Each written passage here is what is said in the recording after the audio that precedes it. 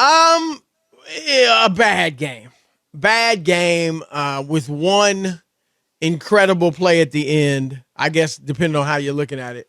But the New England Patriots beat the New York Jets 10-3. Is that 14 in a row Jones, or 15? Right, 14. I think it's 14 in a row. Right. That the Patriots have won over the Jets. And in Foxborough, correct? No. Or is that overall? Overall. They've won overall 14 in a row. Okay. I think it's overall, Chris. It's unbelievable, the stretch. Well, they've been so good, and the Jets have been so bad. But you know what? But we talked about it. It goes back to when Rex Ryan went there and won. You remember that in the playoffs? In the playoffs, but I mean, regular season. I'm just saying the Jets. He didn't. I don't think he ever won there in the regular season. It's been 14 in a row, so that would be that's 7 years going. But anyway. Yeah. Marcus Jones, Rob, last play of the game. It's funny. I'm sorry, Jets fans, but it's funny. It really is. Returns a punt, 84 yards for the touchdown to win the game 10-3. And cover, Chris. That's all. It was 3-3. I was but you and I were about, right? Well, we both picked the Jets with the points. Right. Which was what, 3.5? Yep. And to add insult to injury, there was a clip on the play, which was not called at the 5-yard line. You saw that, Rob. Yeah, which is unusual. I don't know what that dude was thinking. Right. But if they had called it, it just would have been, 15 yards from the 5 or right around where he did it. And they probably would have kicked the field goal and won it. But still, I mean, my goodness. But anyway, that's the story. And Zach Wilson, Rob, was flat out horrible. And that was a windy day if you want to give him a little bit of an excuse. But I remember when Justin Fields played in the rainstorm, everybody we didn't give him an excuse. 9 for 22. That's 3.5 yards per attempt if you're keeping score. And no touchdowns, no picks. 9 for 22 for 77 yards, Rob. He completed less than 41% of his passes for 77 yards. No, this is not Pop Warner. This is the NFL. And afterwards, I'm not sure we had the sound of Zach, but afterwards he was asked, we do. Okay, here's the press conference when Zach Wilson was asked if he feels like the offense let the defense down. This one sting more? You lost in the way you lost it? Yeah, I mean, it sucks to lose always, but, we got a lot of season left, so we're going to move on and try and get better. As an offense, though, I mean, when you guys are only able to score 3 points, the defense only lets up 3 points. I mean, do you feel like you let the defense down at all? No. I don't like the attitude. Sounds like a cocky. There's a fine line between confidence and cockiness, and I think he's a little on the cocky side too much. It reminds me of a Baker Mayfield. Now, granted, Baker's much better than this guy. But still, Johnny Manziel, these young guys who think they're better than they are and almost feel insulted when you question their play. And, Rob, obviously, everyone on that offense should feel like they let the defense down. The defense was great. Held the team to 3 points and lose. And so all you got to do in a leadership position is, we did. There's no doubt. I got to be better. We all got to be better. We got to score more than 3 points. The defense was great. So this is on us. And it's on me as the quarterback. That's it. You get your players loving you. Rob, here in New York, they're writing that he's lost the locker room, that defensive players are upset.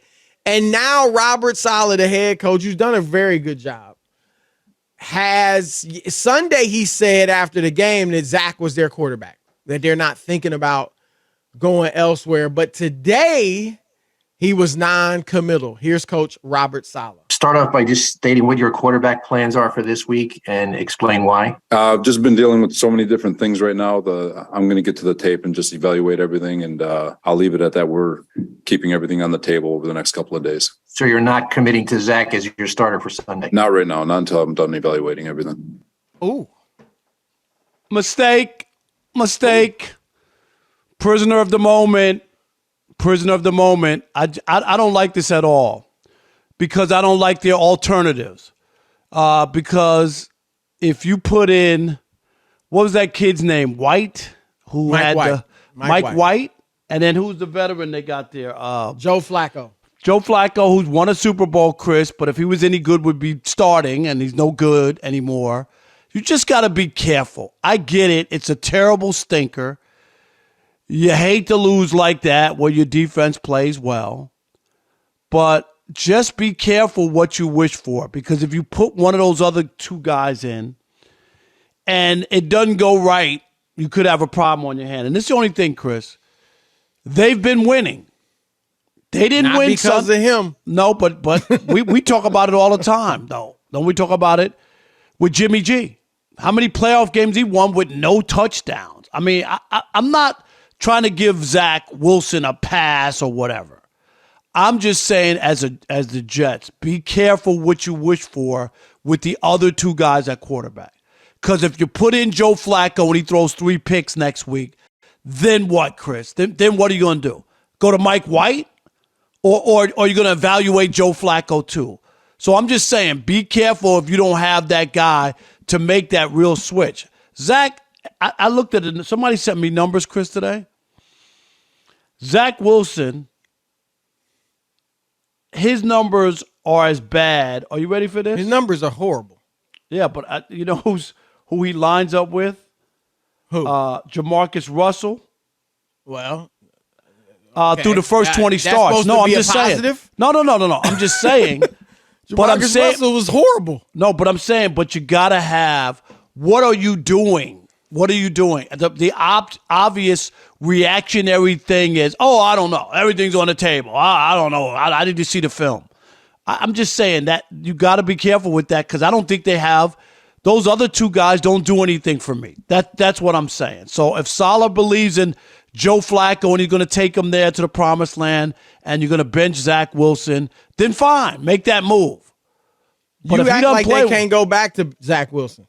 I'm not saying they can't go back to him, but I'm just saying I think you got to be careful just not to overreact every time something goes bad. It was a stinker. There's no doubt about it. That's all. Yeah, look, I hear where you're coming from. They drafted this guy second. You know, they've thought he was their guy. At least they hoped. I should say hoped, not thought. And I don't know how much of a prisoner of the moment it is, Rob. He hasn't been really good all year. I mean, the game, they did beat Buffalo. He was okay. Maybe his best game, probably his best game of the year. Last time against New England when they lost, he completed less than 50% of his passes and threw 3 interceptions. Now he had 2 touchdowns, 355 yards, but 20 for 41 doesn't cut it in today's NFL. He's got 4 touchdowns and 5 interceptions this season. He's 33rd. Remember, there's only 32 teams. He's ranked 33rd in passer rating. So he hasn't been good. And we talked about this, Rob, with Justin Fields 2 years ago. Remember when they were thinking about they had Andy Dalton as their starter and everybody screamed for Justin Fields. You and I said, well, they see him in practice every day. They know whether or not Justin is ready. And so we got to understand that, too, that they're looking at this guy in practice and they're seeing, so maybe it's a combination of what they're seeing in practice and what they're seeing or not seeing in the games, more so than just this a reaction to a horrible game on Sunday, because he hasn't really had many good games, period. And I get, you don't want to be bouncing around from QB to QB, but they've gotten themselves in a unique position, Rob, because they're in the playoff hunt. Like, I'm sure they're thinking, you know what? Yeah, we would love Zach Wilson to be our guy, but it's more important for us to make the playoffs right now. And if they think they can make the playoffs, they may be looking at it, Rob, like maybe we can go out and get a quarterback. If Zach's not the guy, we can get a quarterback next offseason. Jimmy G will be a free agent. Maybe we can get somebody to come in here. They got some nice receivers. Breece Hall is a nice running back, assuming he gets back from the ACL. Garrett Wilson's a great, hot, young rookie receiver. Like, they got some weapons. So I hear you, because obviously they're not sold, nor should they be, on Flacco or Mike White. But I think they may be looking at it like, maybe if White, I think it would be White, Rob, because he's currently the second stringer. If he can catch lightning in a bottle for a few games, if we have to, we can go back to Zach. Because here's the thing with Zach Wilson, Rob. You know what? We can say, man, you're ruining the kid's confidence. I never said he might not be. No, I know, but I'm just saying, like, then let him fight for his job. And if I just don't like the alternative. Doesn't do That's well, what I said. I just don't. I hear you, but I mean, he's bad too. You know, Mike White showed some things last year. Granted, I agree, he's not the answer, but he had some games that were better than anything Zach's really done. So, and if White's terrible or Flacco's terrible, you can always throw in Zach Wilson, and he got to earn it. I mean, it's the NFL. It's not about giving you anything. So I hear you. It's certainly not ideal, and it'll be interesting, Rob, to see what they come up with. But I wonder, because, you know, Saleh said yesterday Zach was the guy, wasn't even thinking about going to Mike White, and now he's non-committal. So that is an interesting move. I hope, Rob, I want to hear your opinion on this.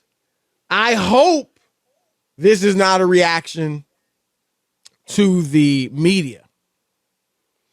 Because they've been killing Zach Wilson in New York. Radio, papers, saying he's lost the locker room, and it was, you know, terrible answer he gave at the press conference. So I hope they're not reacting to the media. No, I hear you, but I just know coaches sometimes can get swayed by that, and you'll see. This will be a moment for Robert Saleh, Chris, because you could have one or two things going on. You know, like you put in Mike White, you lose the next two games. I'm just giving you a doomsday scenario, right? And you're Saleh, and then it's like, oh, they had this great season going. He panicked after, you know, a terrible outing by Zach Wilson. He put in Mike White, who failed last year, right? Played great for 3 games and then bottomed out. Put that kid back in. He bottomed out again, and now the Jets are out of the playoff picture. Then people are going to ask about Saleh. That's all I'm saying. Like, there's a situation where you as the coach can be damaged or questioned if you make the wrong choice. That's all.